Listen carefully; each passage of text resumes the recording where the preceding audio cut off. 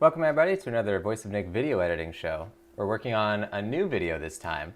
Our Metal Gear Solid 1 review is currently live. We just posted it this morning at like 4 o'clock a.m. So you can watch that now on the Voice of Nick Vlogs channel. The Metal Gear Solid 2 review video has been shot and is ready to start editing. So we are now working on this one. As always, we don't skip a beat with those. So we're gonna first create our project here and go through the entire process of making our next video.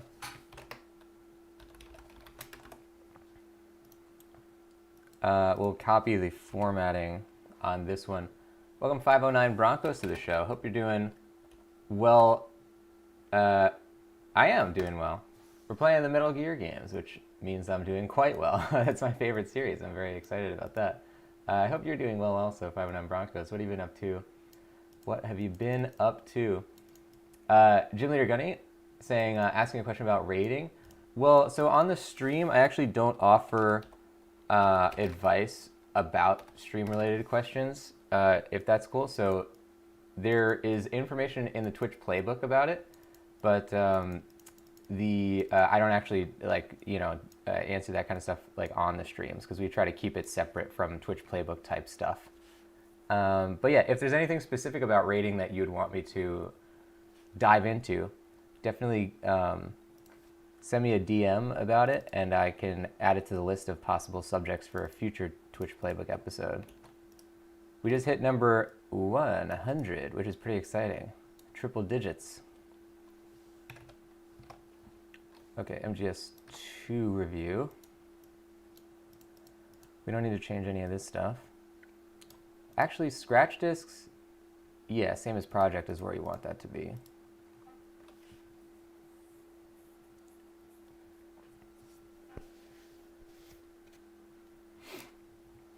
And so now we can take our browser out of here. We'll leave the browser on this screen though. And we're just going to start building the project.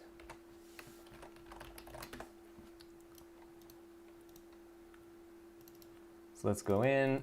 Oops. I'm going to add the footage. This looks weird, but it should be fine.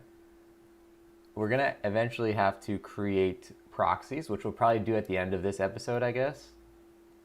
And then we shall open into here. Creator sequence. It's going to be 720 because it matches the size of the stream. And this is the first time that I shot the video in 720 also, so that we don't have any wasted hard drive space. Yeah, we're not going to be displaying these on like a, Super Bowl Jumbotron. They don't need to be like crazy high res or anything, or even full 1080.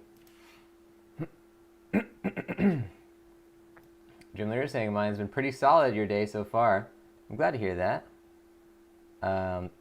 What are you looking forward to, video games wise? Are you playing any of the new stuff that's been coming out?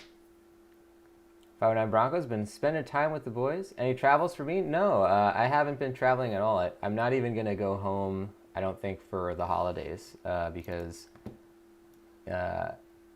everything's kind of starting back up again. So we're trying to be safe rather than sorry with that. How about you? Have you been doing any traveling at all? I know you're mentioning working locally. That sounds good.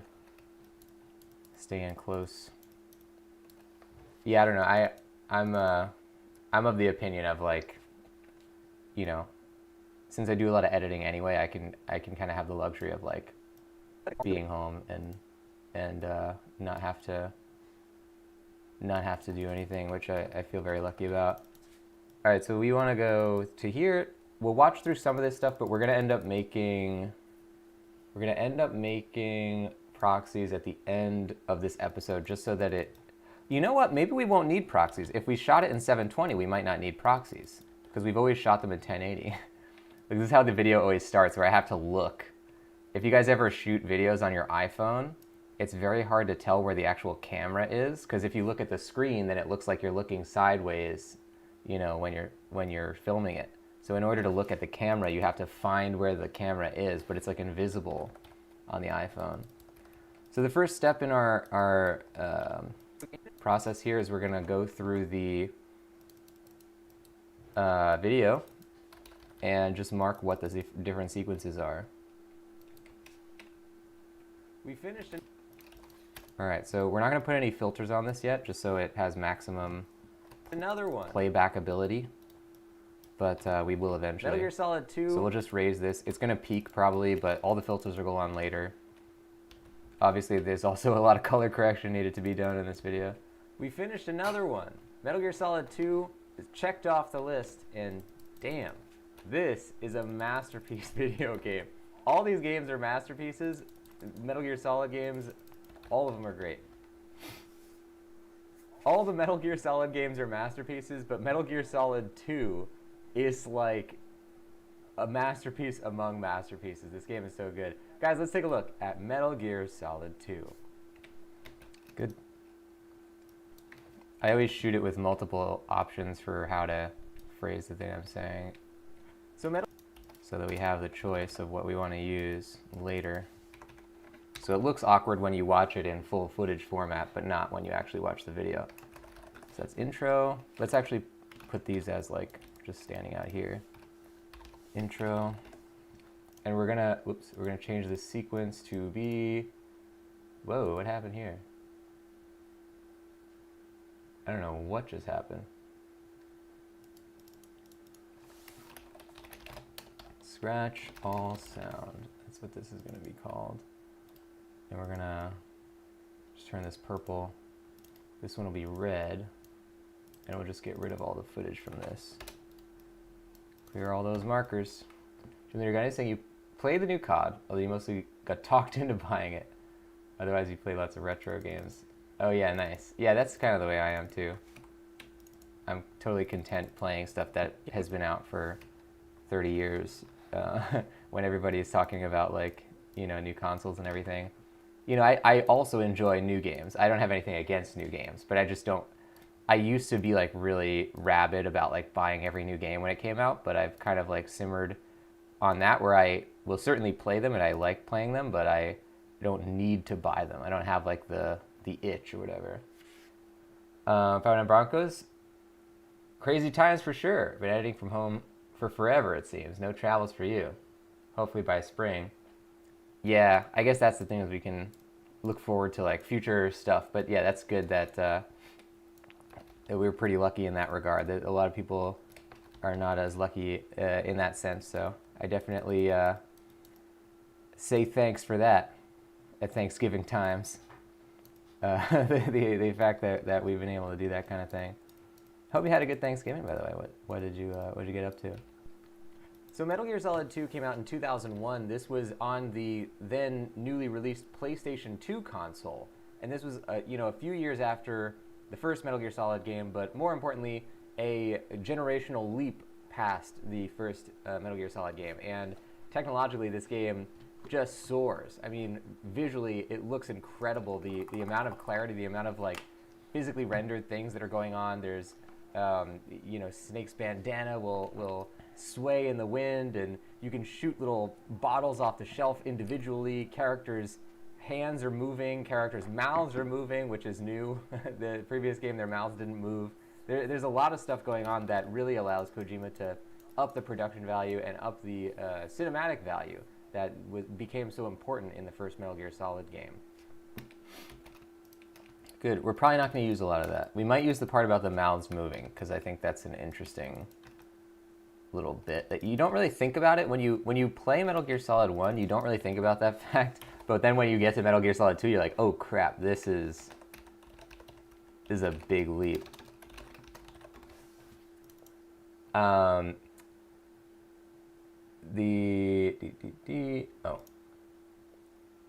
not saying, I hope you had a good Thanksgiving as well. Spent it with the boys' dad and sister locally. Oh, that sounds good. Yeah, it was me and my brother and his girlfriend for Thanksgiving, and we watched a movie and ate. We just ordered food. It was a good time. How's the coffee? It's very good and hot. newly acquired. In our previous stream, my coffee was cold and I was trying to drink it and it was difficult, to say the least. Storyline-wise, it's a couple years Sounds after... like a good Thanksgiving though, I'm glad.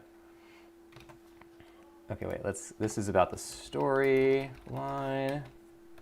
Storyline-wise, it's a couple years after the events of Metal Gear Solid. Snake and Otacon, after the events of that game, after leaving Shadow Moses Island, go off on their own and become sort of like vigilante Metal Gear hunters. So they're going out there and trying to stop anybody who is attempting to make their own Metal Gear because of the... Oh, right, I remember this. I ended guess up in redoing Metal Gear this. Solid 1, after the events of that game, the plans for Metal Gear got leaked, so people are out there trying to make their own Metal Gears. Ready? This is where you see me resetting. Like, okay, that's not a coherent thought. Let's do it again. Storyline take 2. Snake and Otacon go out on their own to become like vigilante Metal Gear hunters. They find out that they find out about a Metal Gear that's being made and attempt to go in there, and things go awry. Stuff goes down. A lot of things happen. A lot of backs get stabbed. A lot of double crosses go down, and Snake ends up right in the opening sequence getting into a lot of trouble and going down with a sinking tanker in the middle of I guess the Hudson River.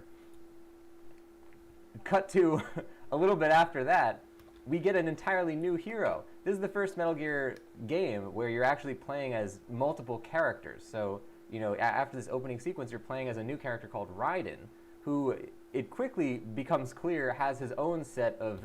I gotta turn down the... because we're gonna put a filter on this, but it's peaking too much. It hurts my ears. Very complex motivations and interpersonal relationships and, you know, things that are going on with him. And he almost becomes an even more fleshed out and interesting character in a lot of ways than Solid Snake had ever been. So you really start to appreciate Kojima's kind of like his candor. Like, you start to appreciate Kojima's...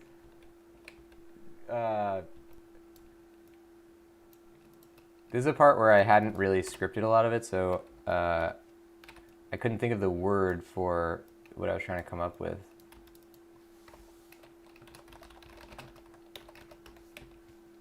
You start to appreciate like the gall that Kojima has, where everybody, after the first 3 Metal Gear games, Metal Gear 1 and 2 and Metal Gear Solid, after the first Metal Gear games, everybody's very attached to Solid Snake. The fact that he would sort of do this bait and switch right at the beginning of this game is pretty incredible on his part. And the fact that he actually makes good on the, you know, creating an interesting story that doesn't revolve around Solid Snake is even more impressive.